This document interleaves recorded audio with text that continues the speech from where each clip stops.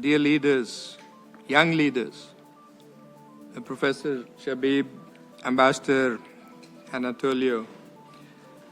At the outset, I would like to express my sincere thanks to the Italian Mission and the Italian Diplomatic Academy for bringing together such a huge congregation of young minds and young people, and very motivated and dynamic ones. Pakistan is a country that has one of the largest and youngest populations in the world. About 65% of Pakistan's population comprises of boys and girls below the age of 30. And looking at this gathering, I am recalling one of the similar sessions, of model UN sessions, that I had the opportunity to participate in my school days. And I would like to just relate to that. One of the initial sessions in those exercises was about public speaking. And you know that some of us, and that was the case with myself also at that time, you have a fear of the audience. And some people just simply go blank when they are, in front of a big audience.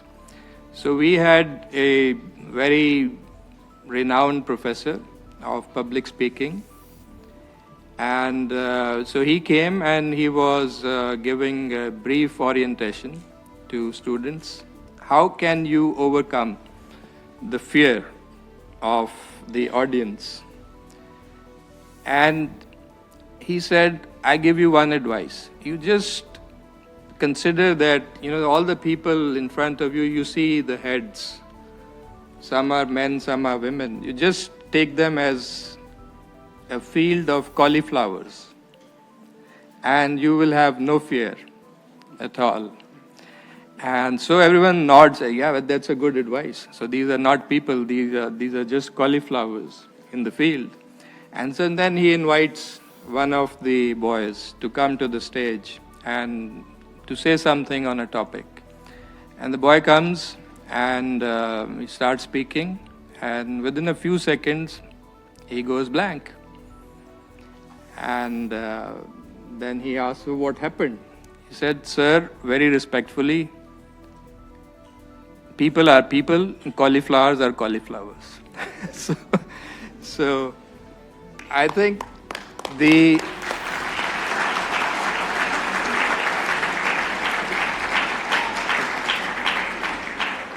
but I believe that those days are history, and whenever I interact with the younger people, I see that they are very good at conversation.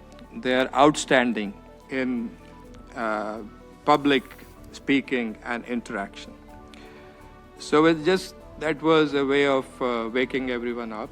So let me go back to what I wanted to say, to use this opportunity to speak to you.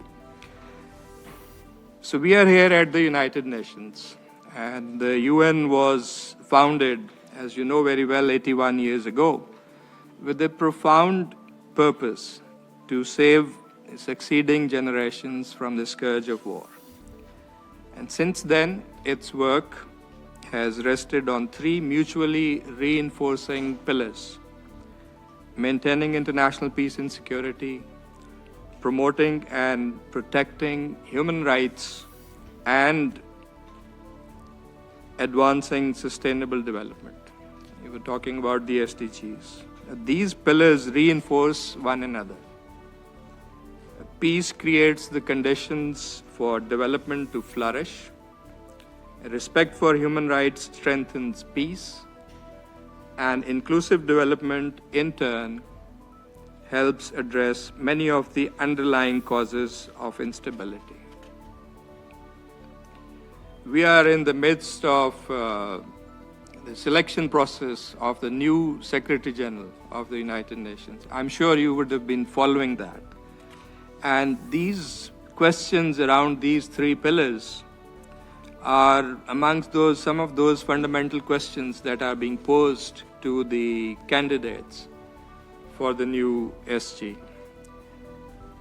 And we are having wider discussions on reform, how to strengthen this organization. UN 80 reform initiative is there. We are discussing for many years how to reform the UN Security Council. So it is a broad area of discussion here at the United Nations. But today I thought I would be focused on the first pillar, and that is peace and security. So you know that today around the world there is an unprecedented number of conflicts. And when we talk of peace, in my view, peace is not simply the absence of conflict. It is a wider concept. It is built on justice, dialogue, mutual respect, and a genuine commitment to resolving differences through peaceful means. It requires patience, trust, compromise, and fidelity to the purposes and principles of the United Nations. Yet, as I said, as we gather at the time when armed conflicts, foreign occupation, and deepening polarization continue to cause immense suffering and undermine confidence in international institutions. And these challenges demand renewed commitment, stronger partnerships, and effective multilateral action in pursuit of peace. And this is precisely why multilateralism remains indispensable. And no nation, regardless of its size or influence, can address today's interconnected challenges on its own. Lasting peace can only be advanced through collective responsibility, inclusive diplomacy, respect for international law, and institutions that bring nations together in pursuit of common solutions.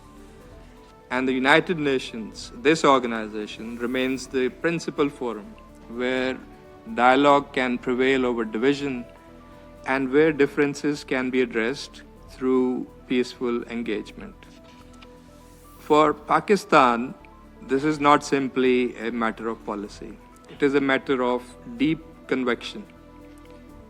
Pakistan's foreign policy has consistently been guided by principles of peaceful coexistence, sovereign equality, mutual respect, dialogue, and cooperation. And coming from South Asia, a region that has experienced the wide-reaching consequences of conflict, we understand the immense value of peace and heavy price that is paid when peace is absent. Accordingly, Pakistan has consistently championed the peaceful settlement of disputes and preventive diplomacy.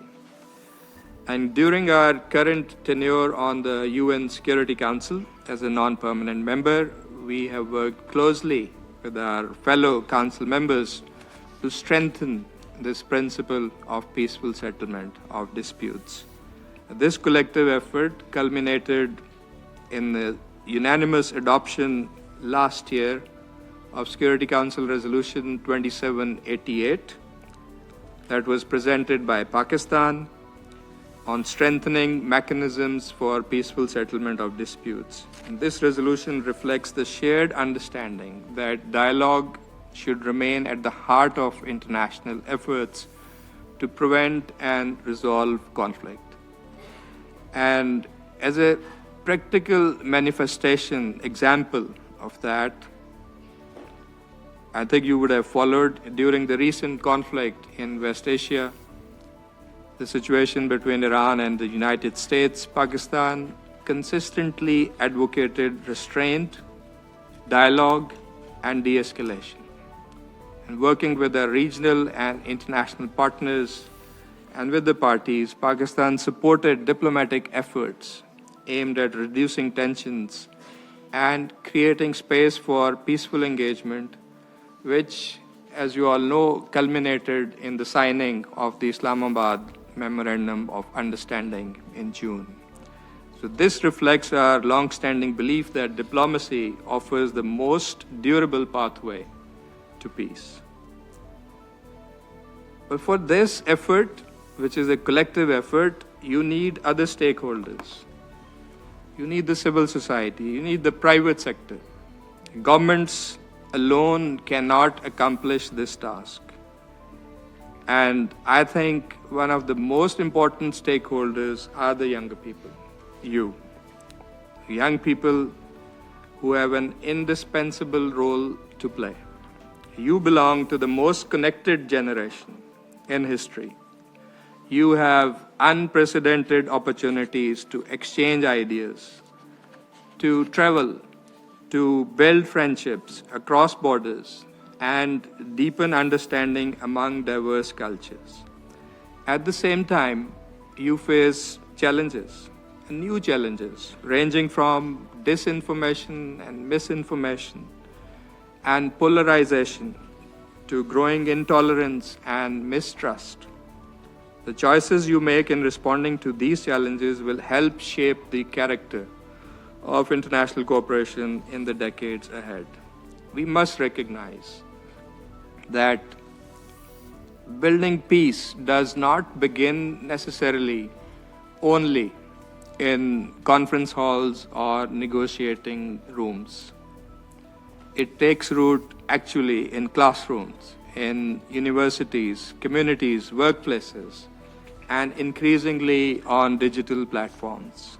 So every effort to promote understanding, every initiative that brings people together, and every action that advances inclusion and mutual respect would contribute to a more peaceful and resilient world. So I see in you future diplomats, policymakers, sportsmen and sportswomen, academics, entrepreneurs, innovators, and community leaders. And you will help shape the institutions and ideas of tomorrow. So I would like to encourage you to cultivate curiosity, to listen with empathy, to embrace diversity, and remain open to perspectives different from your own. And some of the most remarkable achievements in international relations have come from those who were willing to bridge the divides when others were discouraged by barriers, and who sought common ground when differences appeared insurmountable. So it's your generation that has a unique opportunity now to strengthen multilateralism by believing in cooperation, respecting international law, and engaging constructively across cultures, across borders. You can help ensure that international institutions remain responsive, inclusive, and effective in addressing the challenges of our time. The future of peace will depend not only on the decisions of governments, but also on the commitment of young leaders to uphold dialogue, solidarity, and our shared humanity. So let me conclude by saying that the future we seek will be shaped by those like yourselves who choose cooperation over division, who choose dialogue over confrontation, and hope over fear. And I'm confident that many of you gathered here today will be among those leaders, among such dynamic leaders and thinkers. I wish you every success in your deliberations at the Model United Nations, and more importantly, beyond that, in your future endeavors, your contributions to building a more peaceful, just, and inclusive world. I thank you.